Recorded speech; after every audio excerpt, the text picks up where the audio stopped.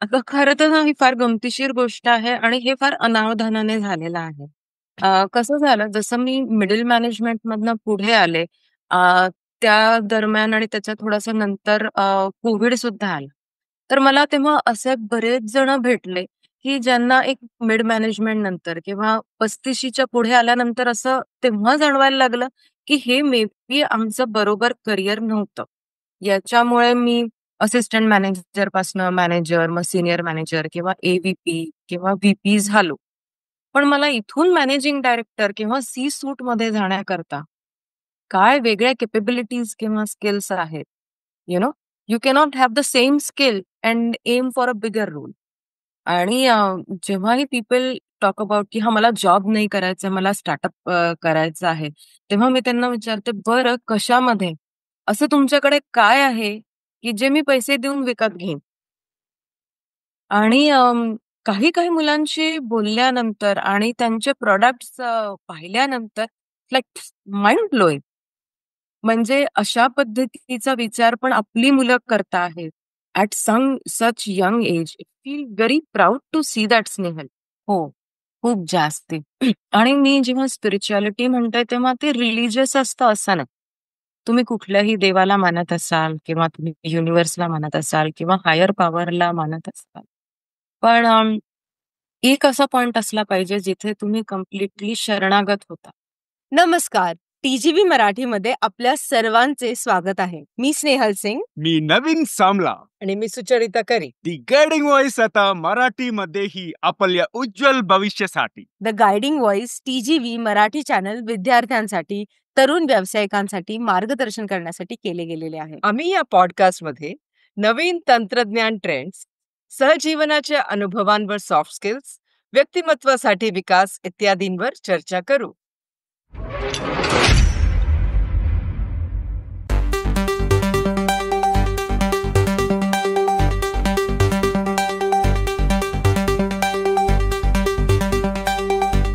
नमस्कार. आज TGV virtual स्टुडिओमध्ये माझ्यासोबत जुटल्या आहेत शर्मिला पुराणिक. आजचा टॉपिक आहे leadership redefined, building parallel careers and future leaders with Sharmila.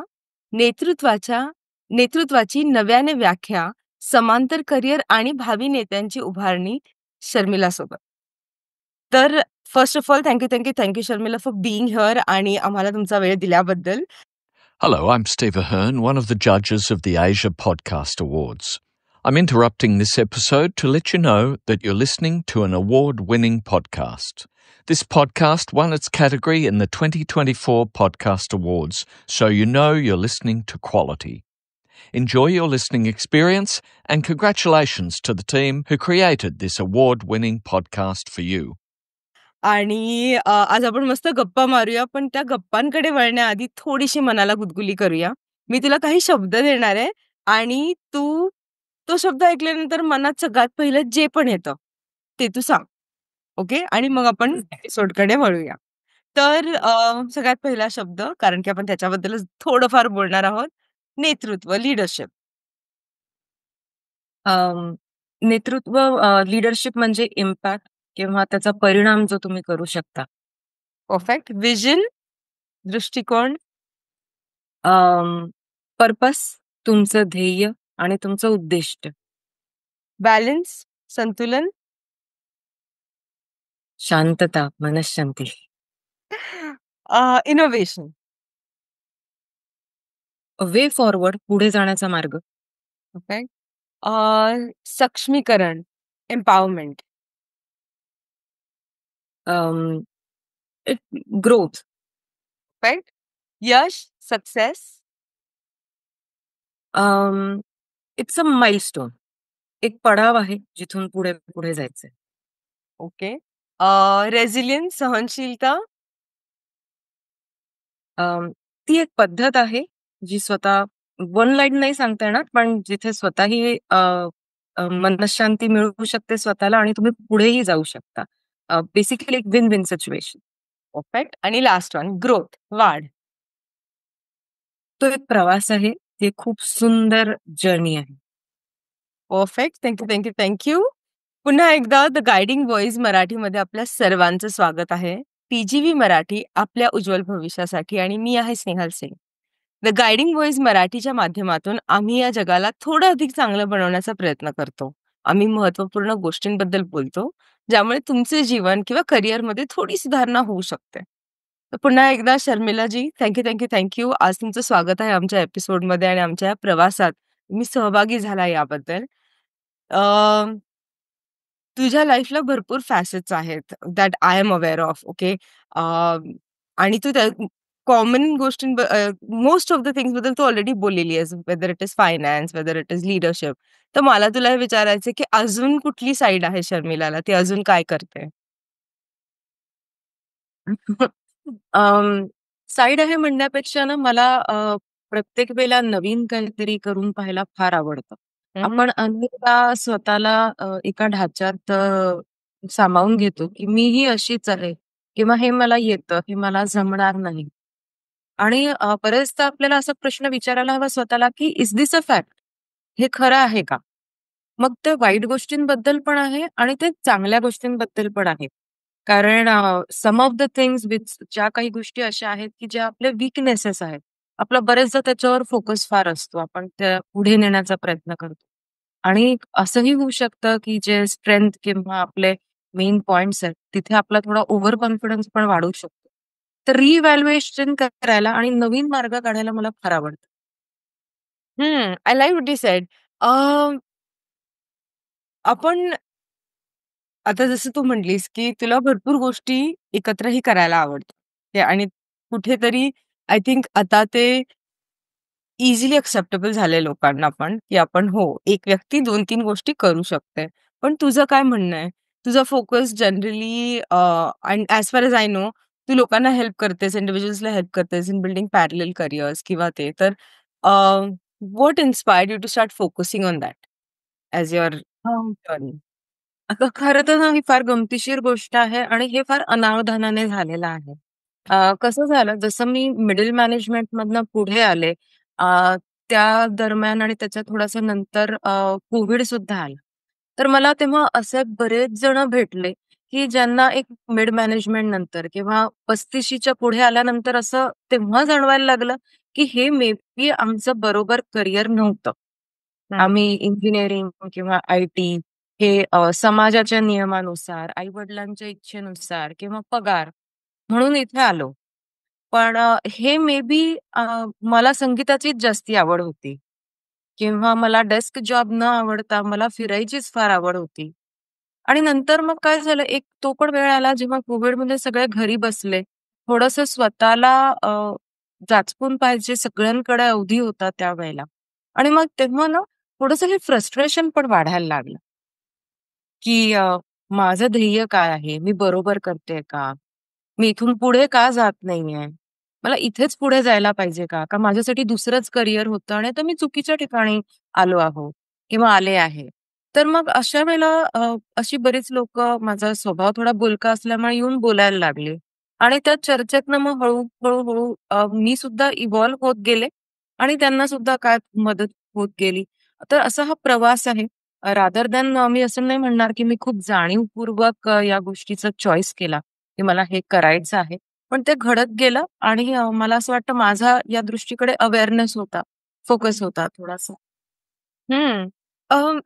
कोविडमध्ये आय थिंक खूप गोष्टी शिफ्ट झाल्या. ओके. असं मला पण वाटतं, की एक तर खूप गोष्टी समोर आल्या. जसं तू म्हटलीस, की मला ॲक्चुअली काय पाहिजे लाईफमध्ये आणि मी तेच करतीये का? आणि त्याकडे लक्ष द्यायची पण संधी भेटली कुठेतरी, की विचार करायला. We stepped back from our crazy regular lives and started doing that. तर तुझा ह्याच्यावर विश्वास आहे का, की आपल्याला जिथे जायचंय ते कधी ना कधी उघडतंच किंवा लाईफ पर्पज आपण शोधला नाही शोधला तो आपल्याला शोधतोच. What is your take on this concept of माझा लाईफ पर्पज काय आहे? किंवा मला यू नो काय करायचं आहे? कारण आजकाल त्याचा शोध सगळ्यात जास्त असतो सगळ्यांकडे, असं मला तरी वाटतं, की ॲब्सोल्युटली. मला ना म्हणजे लहानपणापासून जशी जडण-घडण होते. मला कधीच असं वाटत नाही, की कुठलीही गोष्ट तुमच्याकडे आपसूक येते. तुम्हाला थोडे प्रयत्न त्यासाठी घ्यावेच लागतात.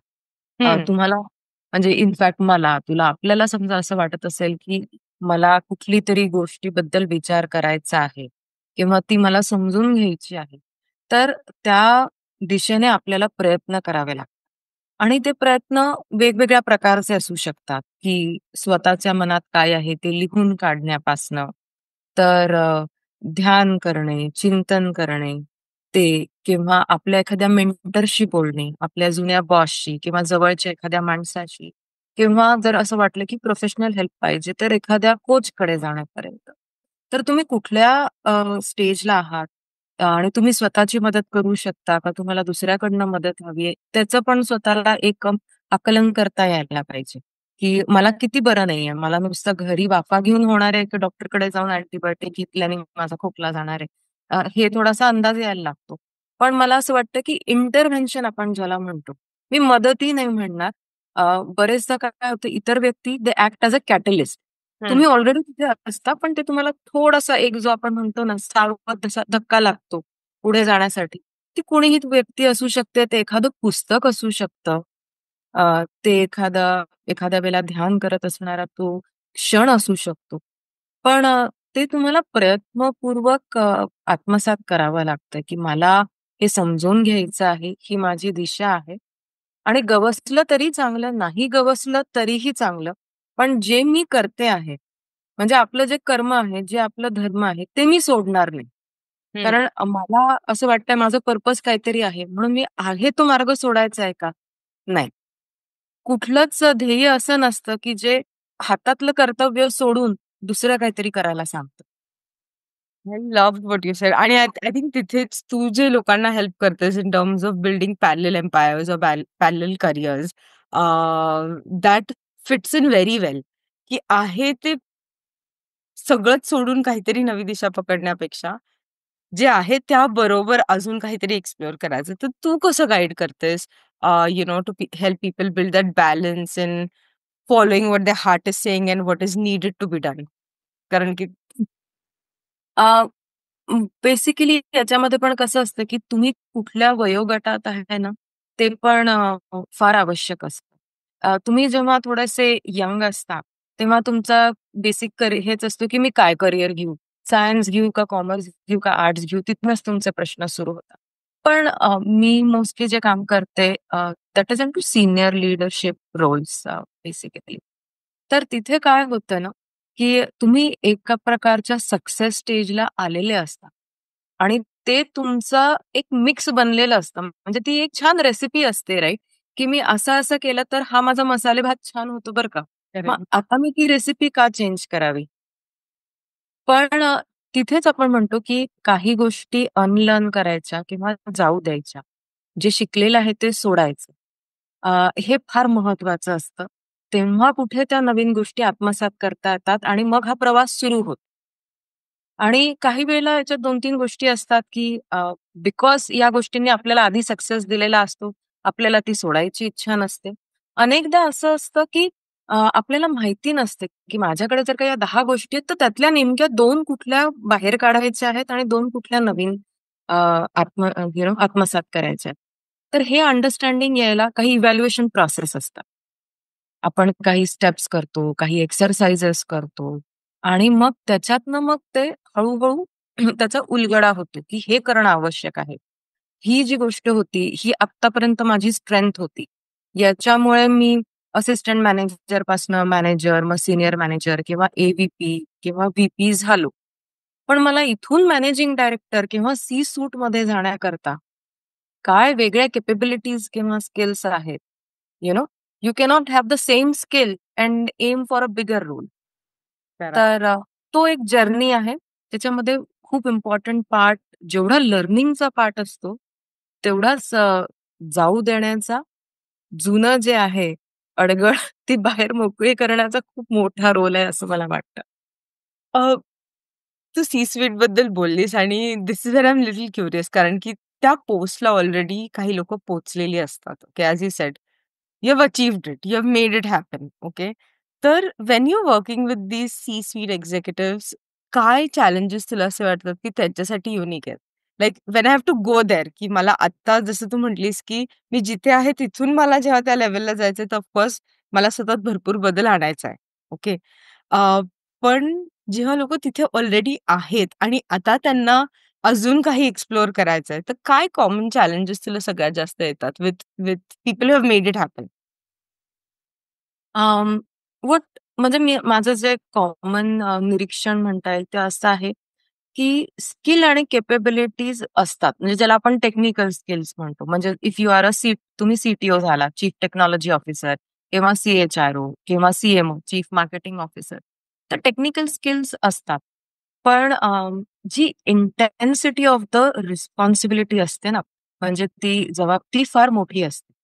ती ओव्हरवेल्मिंग असते. तर नेहमीच हा जो सगळा खेळ असतो ना, हा माइंडसेटचा असतो, की आपला विचार कसा आहे, आपण त्या गोष्टीशी कसं डील करू शकतो.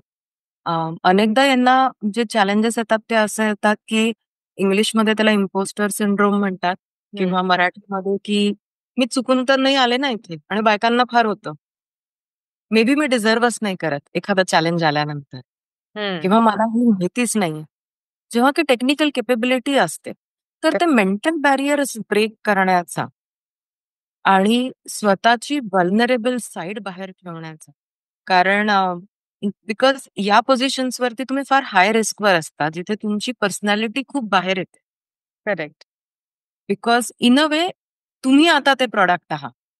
You are the product for the company. तर असा एक थोडासा रोल शिफ्ट येतो. म्हणजे काम तर आहेच, टेक्निकल कॅपेबिलिटीज पण आहे, पण पर्सनॅलिटी रिलेटेड गोष्टी पण भरपूर येतात. तर again as usual you have to work on mindset, but in a more intense or a different way. म्हणजे थोडा वेगळ्या पद्धतीने, थोडं अजून खोलात जाऊन. पण असं मी हे नाही म्हणणार, की शेवटी मनुष्यच आहे. तिथेही आपण जेव्हा सीनियर मॅनेजर असतो, तेव्हाही आपण एक मनुष्यच असतो. ए असतो, तेव्हाही मनुष्यच असतो. आणि तुम्ही मॅनेजिंग डायरेक्टर किंवा फाउंडर असाल एखाद्याचे, तरी तुम्हीच तेच मनुष्य असतात. तीच सगळ्या लिमिटेशन्स असतात. पण तीच सगळी शक्ती पण असते. तर ती जी आपल्या आत असलेली शक्ती आहे ना, ती फक्त एक्सप्लोर करण्याचा विषय असतो.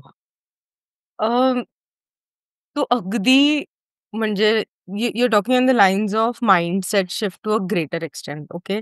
पण Sharmila, what is your take on people asking for help? कारण की आजकाल हो, कोचिंग, मेंटरशिप, गाईड्स हे कॉमन झालं आहे लँग्वेज पॅटर्नमध्ये. ओके. पण खरंच लोकं तितकी हेल्प घेतात का? का खूप जण खूप काही स्वतःचं ट्राय केल्यानंतर कुठेतरी एक कोच किंवा मेंटर शोधतात. व्हॉट इज युअर ऑब्झर्वेशन की अ, लोकं आजही इतक्या इझिली हेल्प मागतात का?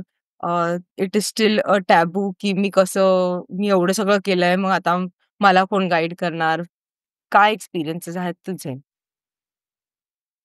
स्नेहल आता कसं आहे, जसं मराठीत म्हणतात, व्यक्ती तितक्या वल्ली. अ, त्यामुळे सगळेच प्रकार याही क्षेत्रामध्ये आहेत. काही लोकं असे आहेत, की अगदी ज्युनियर मॅनेजर असतानाच ची तयारी करायला सुरुवात करतात, की मी तिथे कसा पोहोचेन इन नेक्स्ट 5 इयर्स, 7 इयर्स.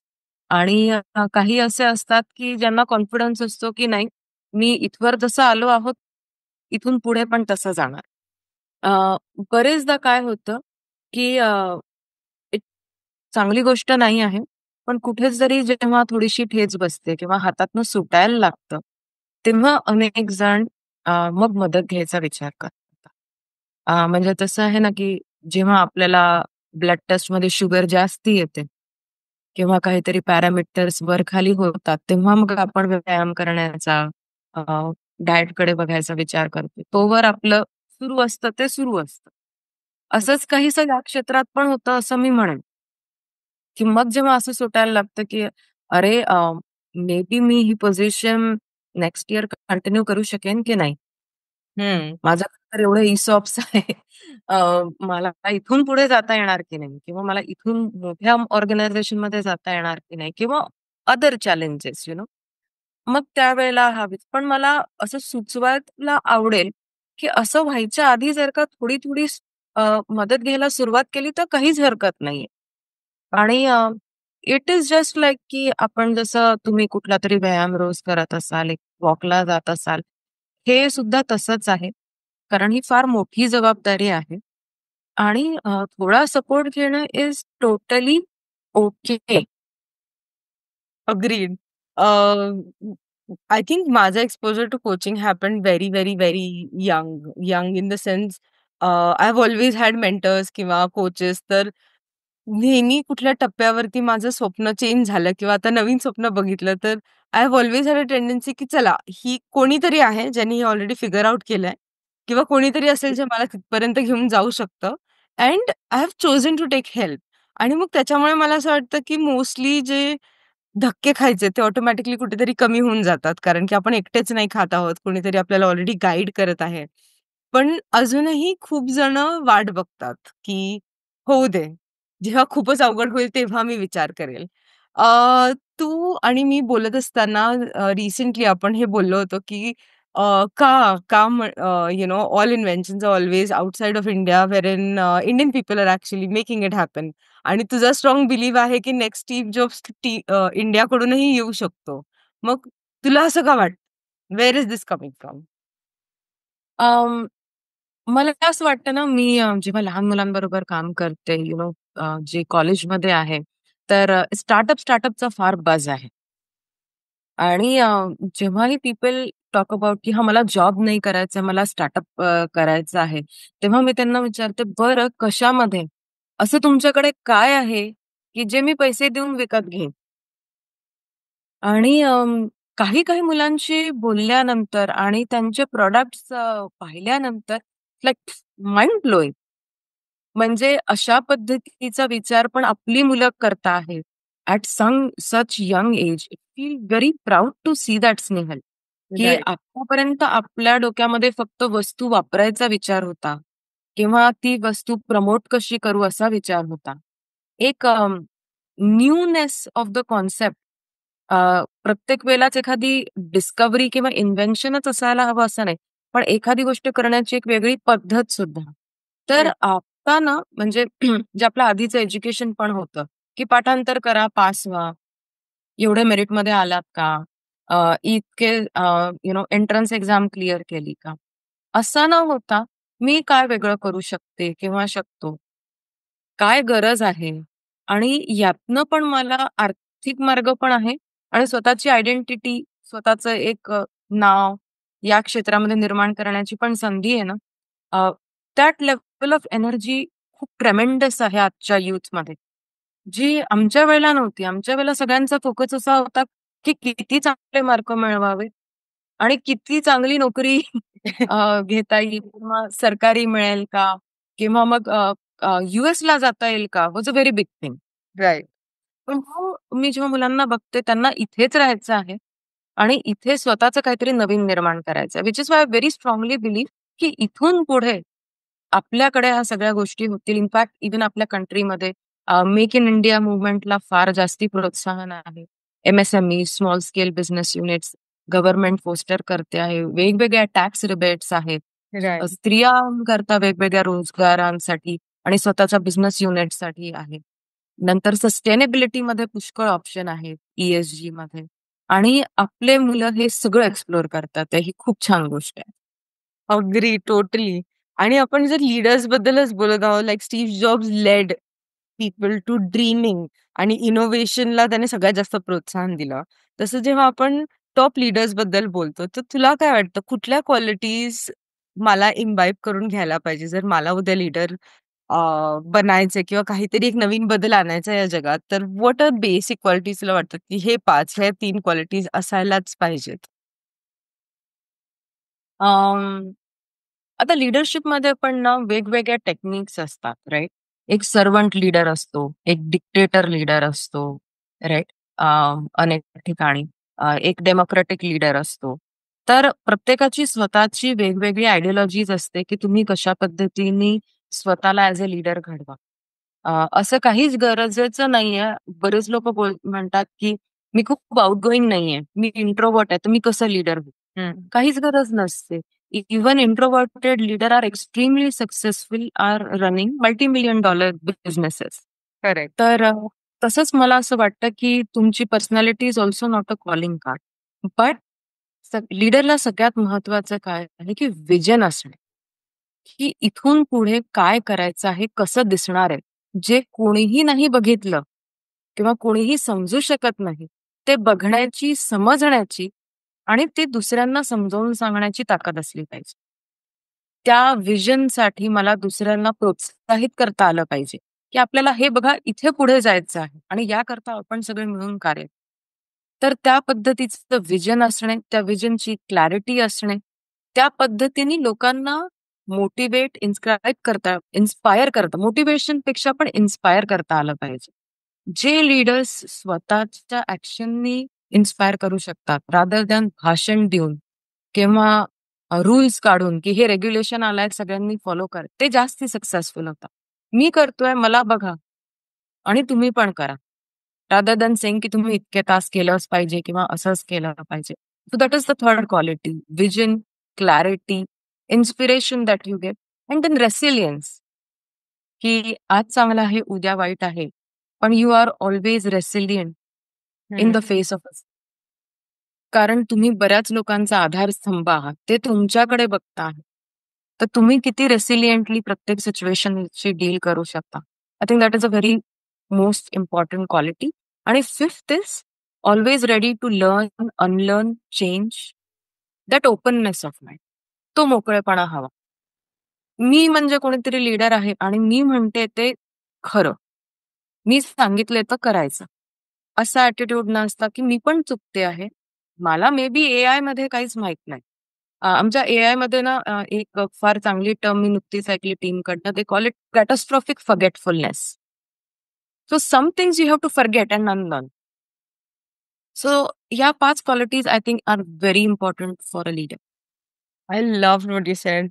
आणि ना last point, while it has 3 things in it, I think लर्निंगपेक्षा जसं तू म्हटलीस अनलर्न करायला करेज लागतं. की ओके, मी इतके वर्ष हे शिकली आहे आणि लाईफने मला हे शिकवलंय, पण it may not be true आता.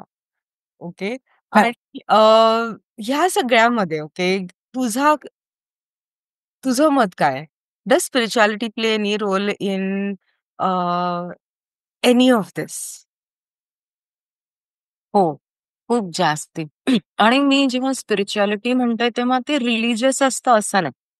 तुम्ही कुठल्याही देवाला मानत असाल किंवा तुम्ही युनिव्हर्सला मानत असाल किंवा हायर पॉवरला मानत असाल.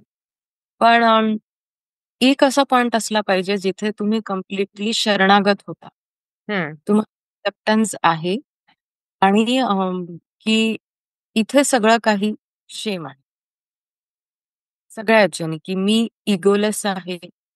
मला इथे माझा स्वार्थ नाही, इथे माझा अहंकार नाही हं. आणि मी इतका लहान आहे, की कोणीतरी माझी नक्की काळजी घेणार आणि मी एकटा नाही.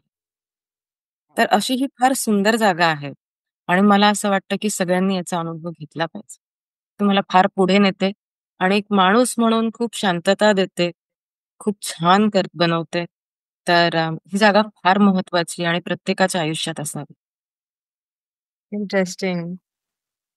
खूप मस्त बोलतोय आपण. ह्या जर्नीमध्ये आता आपण भरपूर लीडरशिप काय असते ह्याच्याबद्दल बोललो. अ, आपण कोच असायला पाहिजे किंवा मेंटर असायला पाहिजे ना जर्नी, हे पण बोललो आहोत. पण तुझ्याबरोबर काम करायचं असेल किंवा तुझा दृष्टिकोन काय आहे लीडरशिप डोमेनमध्ये कोचिंगला कसं बघितलं जातं अकॉर्डिंग टू यू आणि कसं असायला पाहिजे? आय थिंक ट्रू लीडर्स जे असतात ना, त्यांना हे कळतं, की मदत घ्यायला काहीच हरकत नाही आहे आणि त्यांचा ह्या दृष्टीकडे लक्षच नसतं, की मला कोण मदत करतंय काय. त्यांना हे माहिती असतं, की मला काय करायचंय? मला माझ्या कंपनीचं टर्नओव्हर इतकं वाढवायचं. मला माझ्या कंपनीला या जिओग्राफीजमध्ये न्यायचंय. हां, कोण शर्मिला मदत करेल चालेल. हां, स्नेहल करेल चालेल. पण दे आर व्हेरी गोल ओरिएंटेड. तर ही फार छान गोष्ट आहे. आणि I think leaders are very open to such kind of coaching as well. Perfect. So I agree कारण की they have been there. They have themselves mentored so they understand the importance of it. आता आपण बोललो जसं तू बोललीस, की तू लहान मुलांबरोबर पण इंटरॅक्ट करतेस. त्यांच्या आयडिया जेव्हा तू ऐकतेस आणि at the same time you are working with C suite level people म्हणजे we are talking about a age group who is experienced. Most of the times. आता आहेत यंग सी लेव्हल पीपल, पण generally they fall in the category of 20 वर्ष तरी काम केलंय, 15 वर्ष तरी काम केलेलं आहे. तू एकदम वेगवेगळ्या माइंडसेट्स बरोबर काम करतेस, की अगदी मोल्डेबल माइंडसेट पण आहे, की you can shape it as it is going, आणि एक जिथे माइंडसेट थोडंफार स्टबर्न झालेलं आहे, किंवा नाही अशीच आपली पद्धत आहे वगैरे. तर मग आत्ताचे जे यंग जनरेशन किंवा यंग प्रोफेशनल्स येत आहेत, ओके, अ, त्यांच्या करिअर पाथसाठी तू काय त्यांना सजेशन्स किंवा बेसिक टिप्स देशील, so that the journey to reach there is easy? Um, I would it will depend upon basically की ते काय करताय. But I will go back to this phase की मला बरेच लोक अप्रोच करतात की स्टार्टअपसाठी. तर मी त्यांना फार सांगते की मी जितके स्टार्टअपचे फाउंडर्स पाहिले आहेत ते असे पण असतात की ते सकाळी उठून ऑफिसमध्ये येतात, लाईट लावतात, सगळं चालू करतात आणि they are the last person की लाईट पंखे बंद करून घरी जाते. आणि तुम्हाला त्या लेव्हलचं काम करावं लागतं, त्या लेव्हलचं डेडिकेशन असावं लागतं. स्टार्टअप म्हणजे फक्त राउंड 1, राउंड 2 सीड फंडिंग आणि छान-छान मॅगझिन्समध्ये कव्हर होणं असं नसतं. तर सगळ्या प्रकारची तयारी ठेवा. इथे तुम्हाला पहिलेपासून शेवटपर्यंत सगळं स्वतः करायचं आहे. जॉबमध्ये कसं असतं, की तुमची एक स्पेसिफिक जबाबदारी असते. तुम्हाला काम ऑफकोर्स असतं, पण ती जबाबदारी तिथेच संपते. स्टार्टअप किंवा स्वतःचं व्हेंचर हा एक अथांग सागर आहे. जिथे तुम्ही घ्याल तेव्हा तेवढ्या जबाबदाऱ्या कमी आहेत.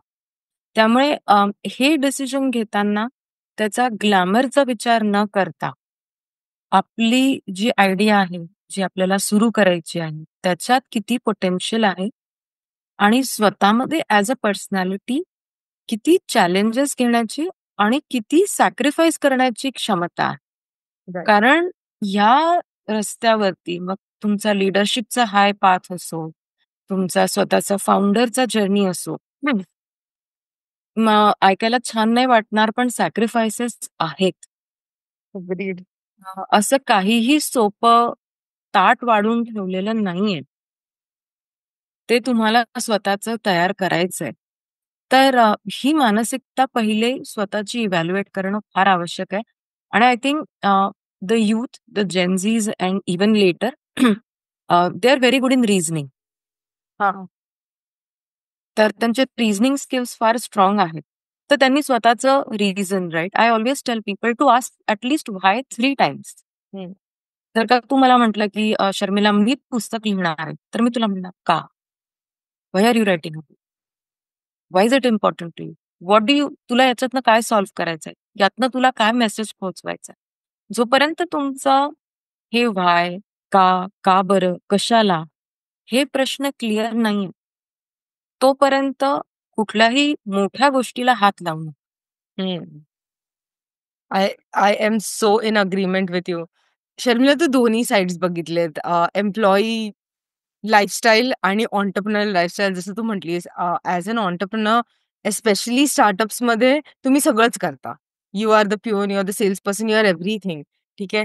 तर एम्प्लॉयी जेव्हा एंटरप्रेन्योरचा पाथ चूज करत असतो, त्या ट्रान्झिशनमध्येही तू लोकांना हेल्प करतेस. तर काय माइंडसेटमध्ये बेसिक शिफ्ट्स आणावे लागतात from an employee mindset to an entrepreneurial mindset?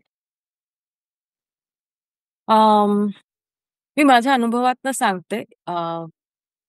फार अनुभव नाही मला याचा, पण तरीही एक तर सगळ्यात पहिले काय असतं ना, तो जो एक फ्रीडम असतो, खूप मस्त वाटतं. आणि जोपर्यंत ती जबाबदारी सिंक इन होते, तोपर्यंत फारच भारी वाटतं. बट आय थिंक तुमचं पॅशन ड्राईव्ह करतं, हं. की तुम्ही त्याला किती स्टिक करता. राइट. मी जसं म्हटलं, की तुमचा व्हाय क्लिअर असायला. तुमच्यामध्ये जसं मराठीमध्ये म्हणतात ना, की दुर्दम्य इच्छाशक्ती आहे ते पुढे न्यायचं. तरच ते पॉसिबल होतं. करेक्ट. नाहीतर त्या जबाबदारीच्या ओझ्याखाली तुम्ही दबू शकता. तुम्ही तो प्रवास एन्जॉय नाही करणार. प्रवास होईल, तुम्ही सक्सेसफुल पण व्हाल, पण हवा तितका एन्जॉय नाही करता येणार. तर त्यासाठी ती दुर्दम्य इच्छाशक्ती हवी. आणि मी असे अनेक लोकं पाहिलेत, की तो प्रवास असतो. सुरुवातीला तोच माइंडसेट असतो. कारण 1 तारखेला पगार येतो ते फार छान वाटतं. नाही आल्यानंतर अँक्झायटी वाढते.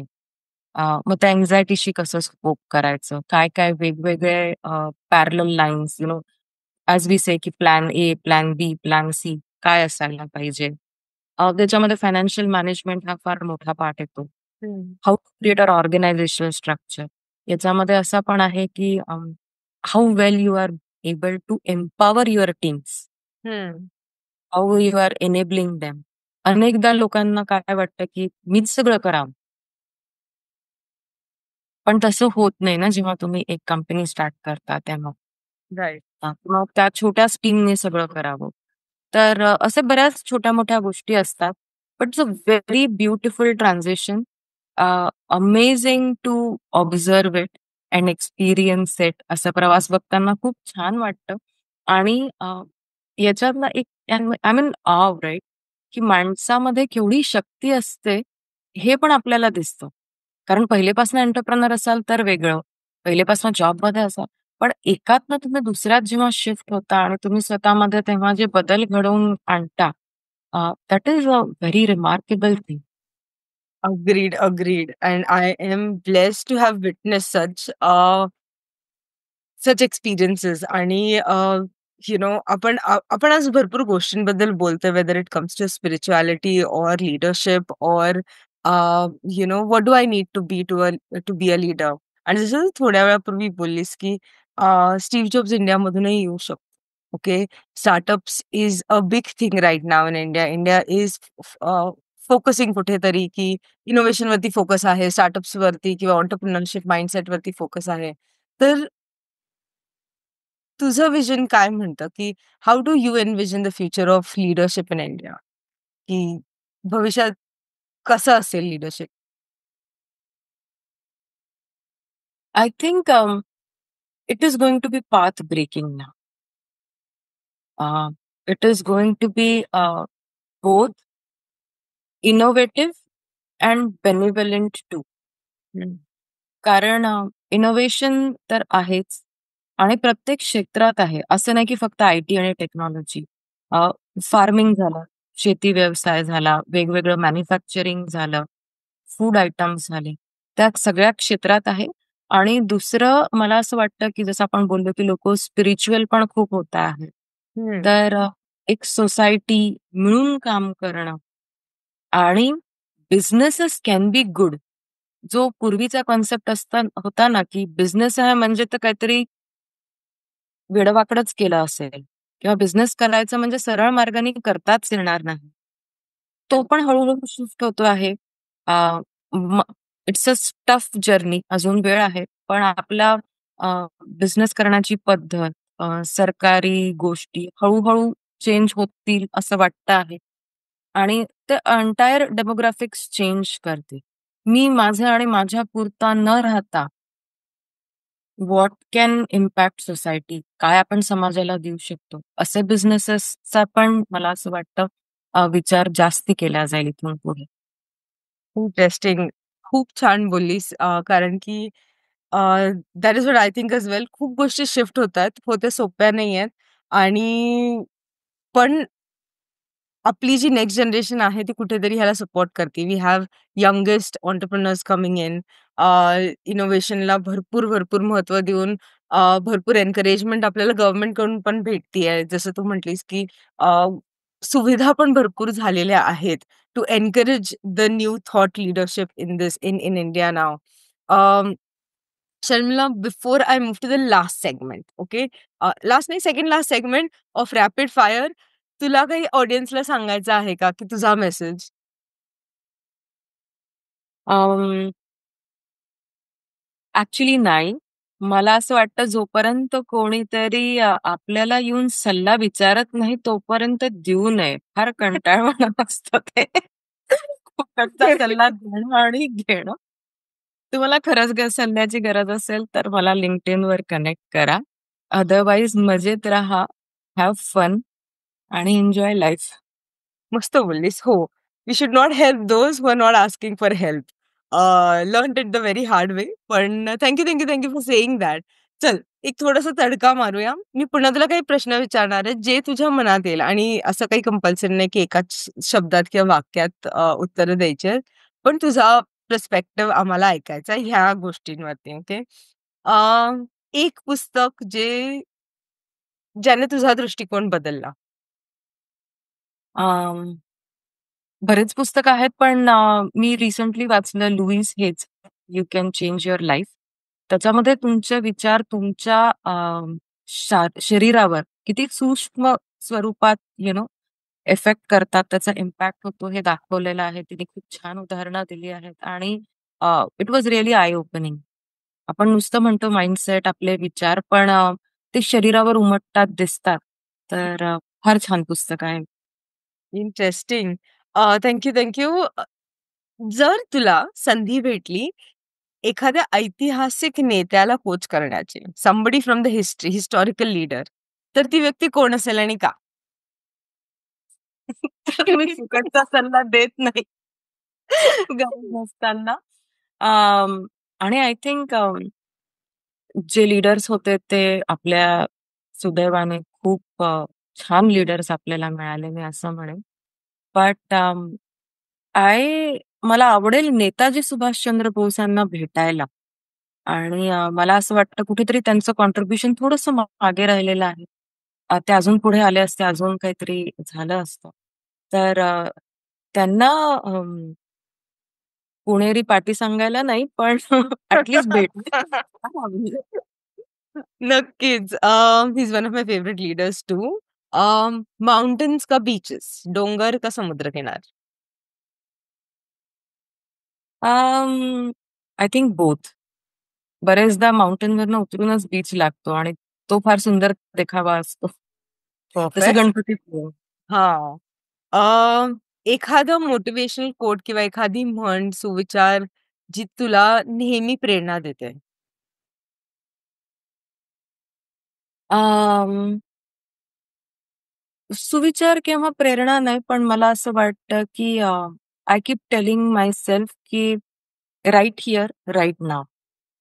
म्हणजे कुठलं काम असेल ते पण आत्ता केलेलं बरं, जेवढ्या लवकर केलेलं बरं. आणि विचार सुद्धा आपले बरेचदा एकतर मागे असतात किंवा पुढे असतात.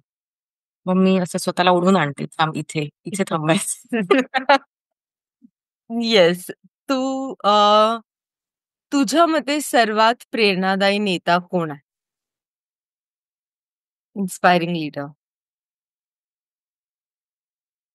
Um, it's a very tough question to answer because, as I said, there are so many good leaders.